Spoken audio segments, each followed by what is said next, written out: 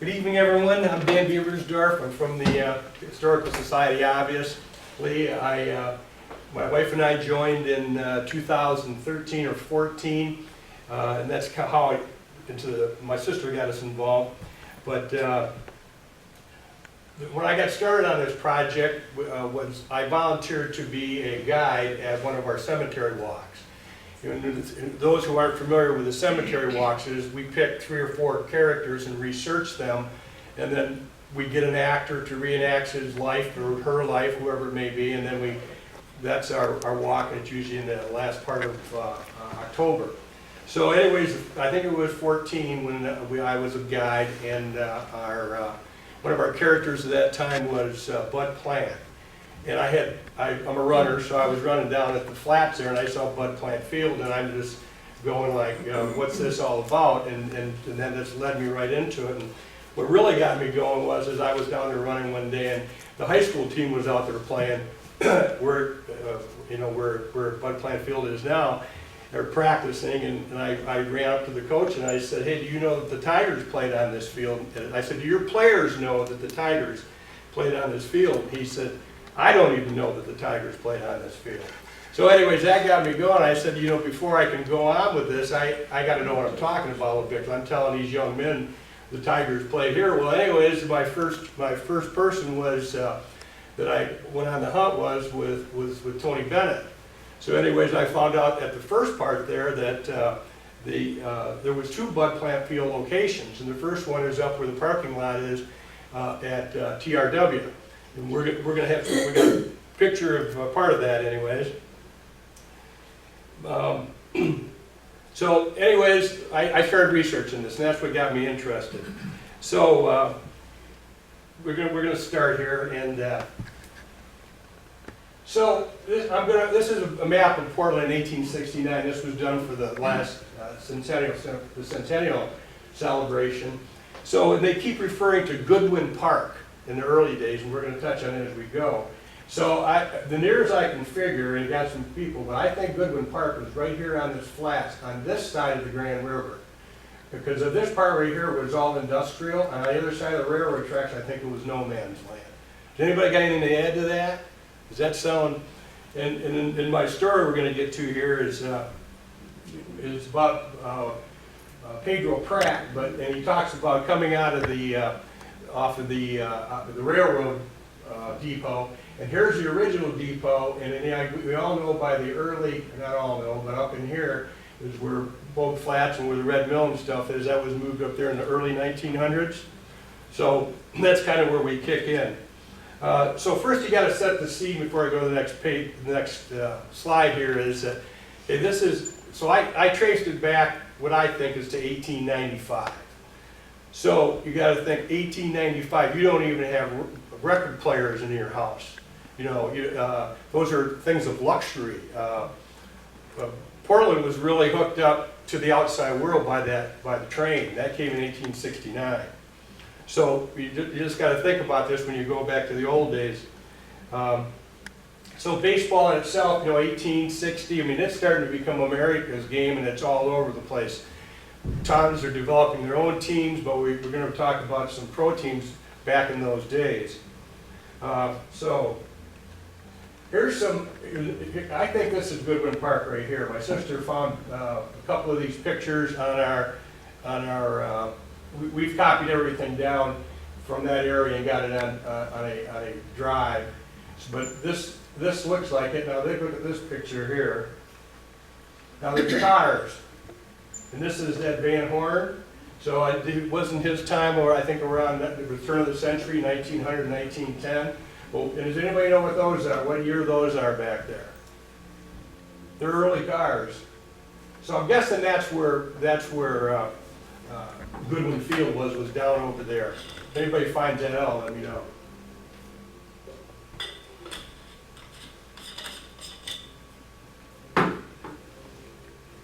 Okay, I tried to move this over so I could just tell the story from the text box here, but I think the guy that wrote it was really, I'm going to take some time to just read this to you, but so there's an old timers get together in Lansing, then 1939, they go Pedro tells one. So listen to this story. That story that Pedro Pratt told at the Old Timers baseball outing the other day belongs in the storybooks. Pedro was raised at Portland when the famous Paige Fence Giants came to Portland for a game. Pedro, like all the other kids in town, trotted along the heels of those wonder men of the diamond. One of them, pitcher Harry Buckner, reached down and hoisted Pedro to his shoulders. He was touted to the dugout where he served as a bat boy and the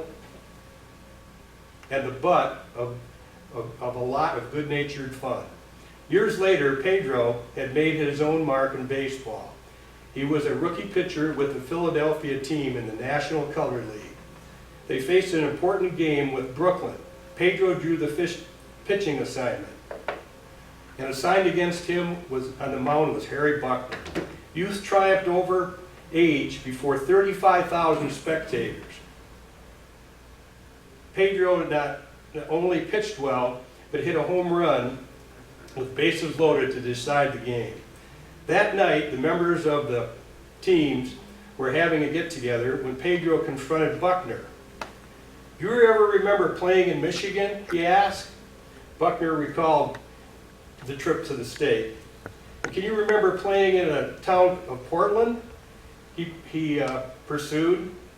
Buckner remarked, "That too. The ballpark was near the depot, and remembered that he carried a boy into the game on his shoulders. I recall we had a lot of fun teasing that little runt," Buckner reminisced.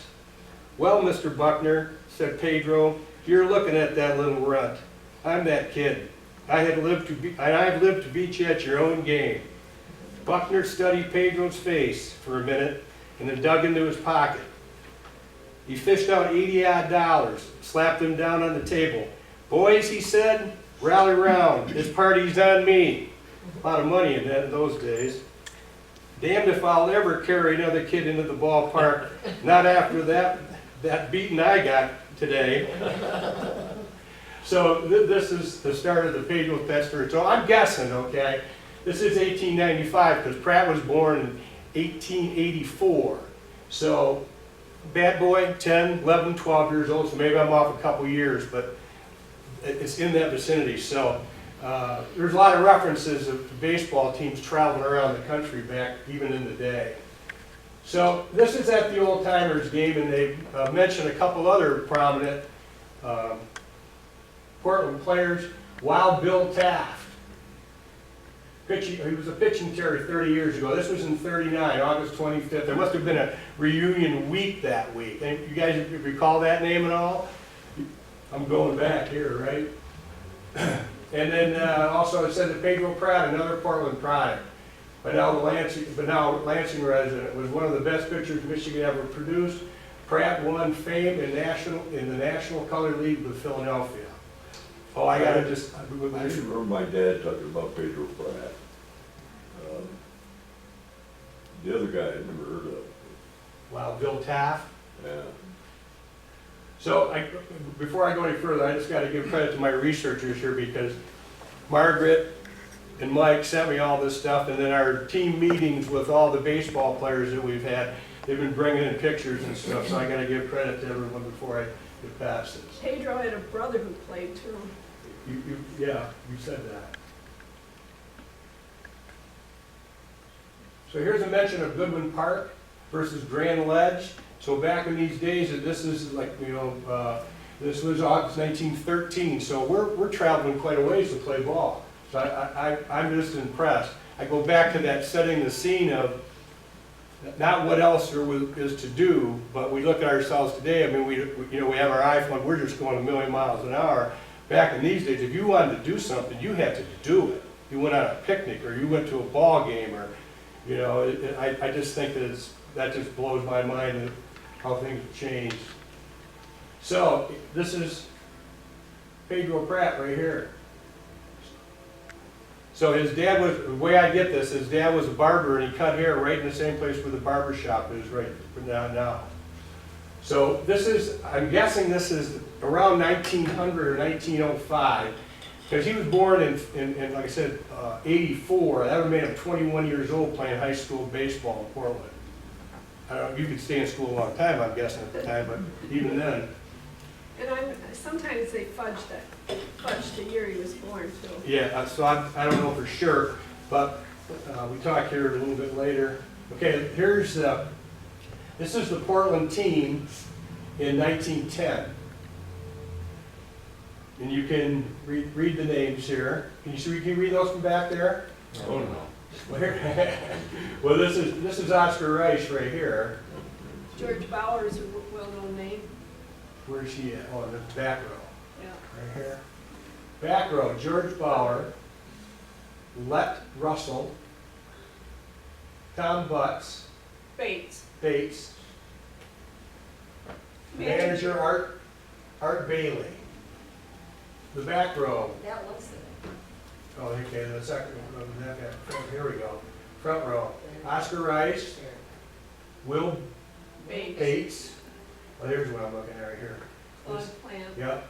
So Claude Platt, he's playing for Portland in 1910. I got another picture of him here on the team in this is Bud Plant's dad, right here. This is Chester Devine. You know, he coached here and was quite a bit baseball player himself. So look at here, this is 1937. Here's Claude Platt. So 1910, that's 27 years later, so if he was 47 years, that's about right, isn't it? Looks like it. Is his son on that team? He is not, that I know. Now here's the rosters, and it was, the only one that I put together with the thing was Claude Platt. Here's George Sanborn.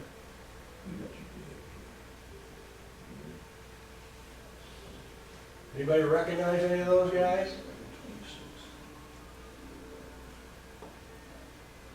Well, I remember Claude Plant, George Sanborn, but, you know, you can't tell from that picture. Yeah. I dug back as far as I could. So here's the 35 team. This is the high school team. Can you go back to that other one? Yeah. That was a name I recognized. Howard Cordes. What row? Front row? Front row. Second person in, let's go back. Howard Cordes. So that would be him right here, right? Yeah. I think he owned the theater.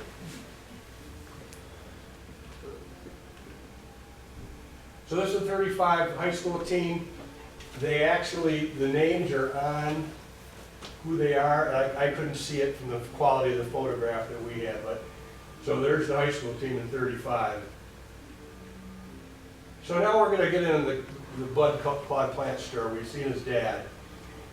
You can read it. And so he was a Portland guy, left here in 39 or 40, I'm guessing, went to Central Michigan University, tells it all, left there to be a pilot, went over in the Pacific Theater, and he never came back. Interesting story back to our cemetery walk again too, is that we, did you play? I was not his mother. Anyways, Ann Zimmerman was, Ann Okay. Zimmer. Edna Mae Plant, she never gave up hope that her son was still alive. That's part of the story, I think. What did you call her? Etta. Edna Mae. Ida. Ida? Yeah. You knew her? Yeah, oh, yeah. She was the first woman in Michigan to vote in a election. Ida. Thank you. So, now we're going to move on. This is 1948. So, George Callan is all-stars. So, let's go back to 1948. So, what was there, 2 leagues, 10 teams in a league? Was there that many? That's 20, probably not that many. In 1948. But if you didn't, there was no playoffs. You had a championship team for the National League and a championship team for the American League. So at the end of September, and you know, if you weren't winning anything, you had some time to play ball. So they put these traveling teams, barnstorming teams together, and it says, you know, there's a number of some of the lines on this article, like this: George Kell, American League All-Stars. The new park is a beauty and promises to be one of the finest in the area.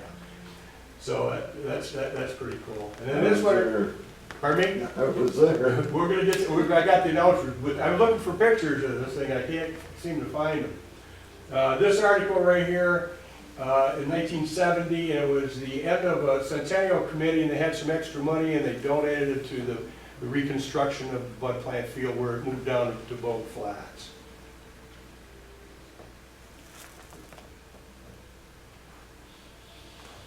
This is more news on that game. Here's the players.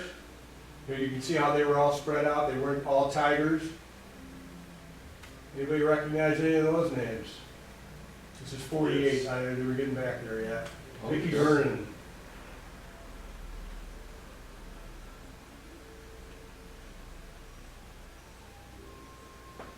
Okay, and then I got another lead that in 54 and 55, I don't think they called them, they were Tiger barnstorming teams. I don't know what name they actually took on. They were also, not all the Tigers, but, and it came here, but I think I got this. Yeah, here we go. So Rex Bennett, that's Tony and Bruce's dad, you know, and I'm getting this that the Catholic Church, and because they were the Green Sox, I think was the name of the team, but they had a athletic association with, and they sponsored bringing the Tigers here these 2 years. That's what I'm getting out of this. But this is, well, you read who they are. Father Flo.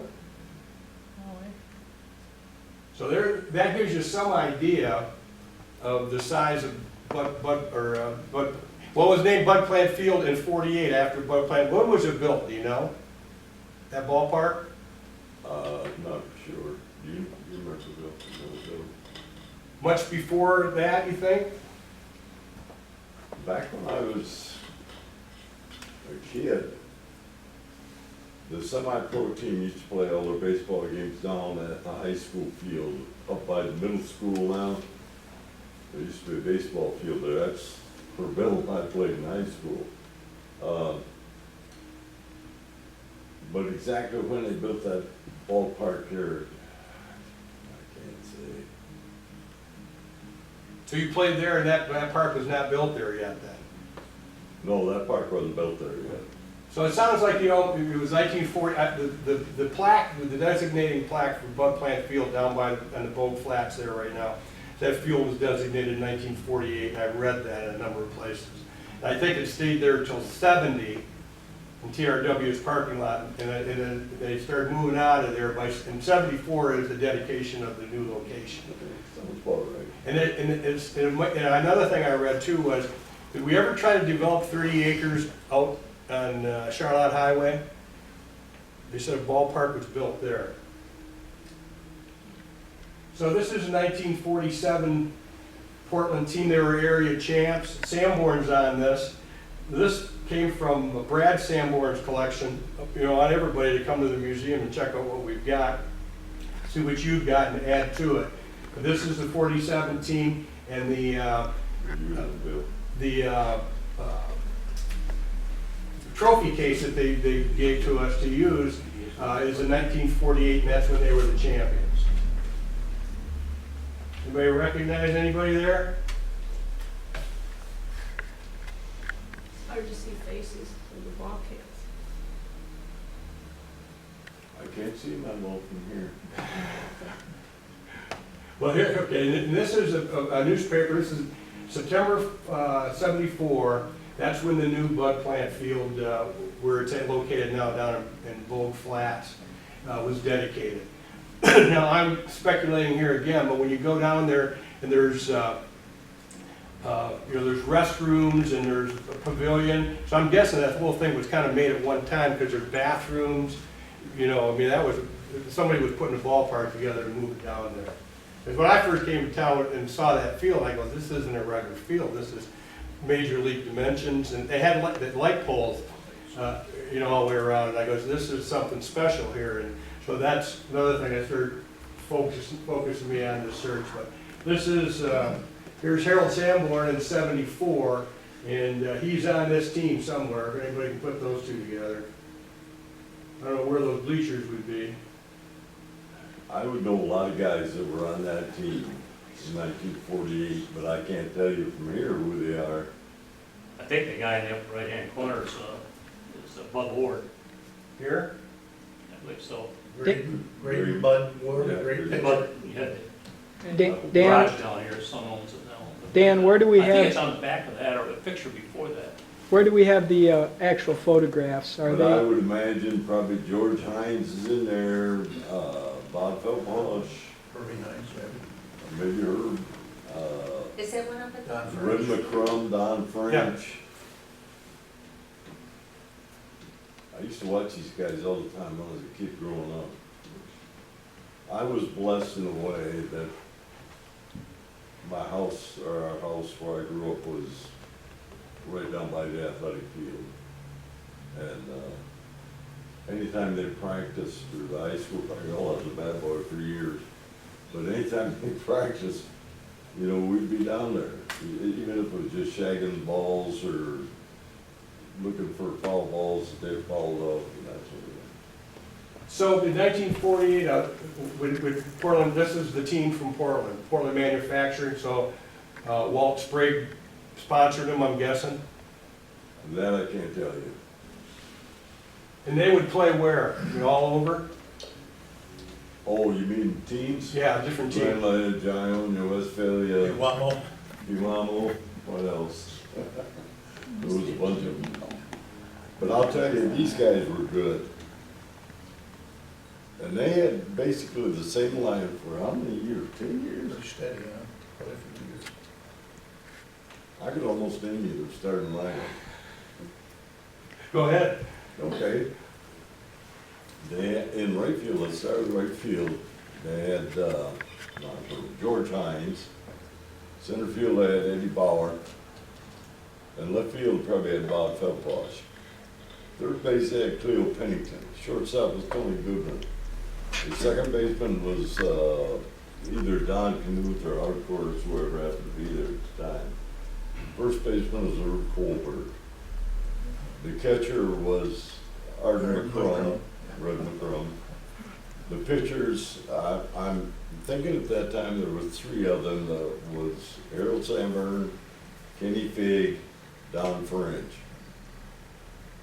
Bill's agreeing with me, so. Thank you, that's Jeez, cool. that's great. Yeah. That's cool. Dan, is the original photo down at the mill? No, it's not at the mill. I didn't put anything original down there. I made copies because I just didn't want anything to happen to them. So I do have the original copies of that, and I can take them to the mill, or you can get a hold of me, we can take a look at them later on, or I haven't got them with me, they're at my home, but. That'd be nice if we could write that down, what the starting lineup was for that team, and put those, all those names, get that recorded and put that into the thing, that would be interesting. But I do have the original photos, and I think, you know, when you stretch them and you do everything to get them on the screen here, they do lose clarity, there's no doubt about that. And one more thing, those guys were good. Very good. They won the league championship year in and year out. It's funny when you get a bunch of athletes together at the right time and they all click, doesn't it? You know, I was, I can't wait till I get there if I remember it. Okay, this is moving over to the new bud plant field. You know, we saw this up here. Just FYI, so when I noticed that the light poles were there, and then the dentist told me that that was one of the best lit, my dentist told me that one of the best lit fields in Michigan, this side of Tiger Stadium. So when I was down there running again and I noticed that they were gone, I said, what happened to those light poles? And then I got this brilliant idea for the Historical Society, but you're gonna see some pins here that Lyle lathed out, but I went and got some of those light poles and we're making pens out of them. So anybody wants a piece of bud plant field, you know, the second one, but it's still bud, that's it right there. It's the only one that was lit, isn't it? Was the first I one don't know, was the lit? first field lit? No, I don't think so. Never was. That field used to have step-down dugouts. I actually played on it in '87, the dugouts were still there at the new one. I see the foundations are still Yeah. there. Yep. It was a nice field, dude, it really was. Still is. Except the mound's gone. Yeah. So, you guys probably know all these guys. So, this came from Spitzley. No, Spitzley didn't give me this one. I can't remember who I got this from, but I made a copy of it, but this name is quite known around baseball circles here in Portland. I believe that this is one of the brothers, right, that got, that's Kenny. That's a hunting accident. So how old was he? 14, 15. He was one of the managers for years later. Yeah, I got that next. This is 74. And one of our big contributors to the museum was right here, Greg Hoffman. He said he didn't remember having hair that long. I just teased him a little bit about it, but so you can see that this Kenny Treeweiler, and is his brother in here? Is this Pat? I just, So what happened to him? Hunting accident, he got shot. Apparently, broke his spine, paralyzed him, he was paraplegic, I believe. It looks like his legs are gone.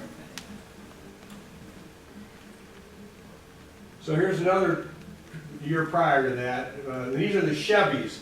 So, you guys remember anybody sponsoring the Chevys?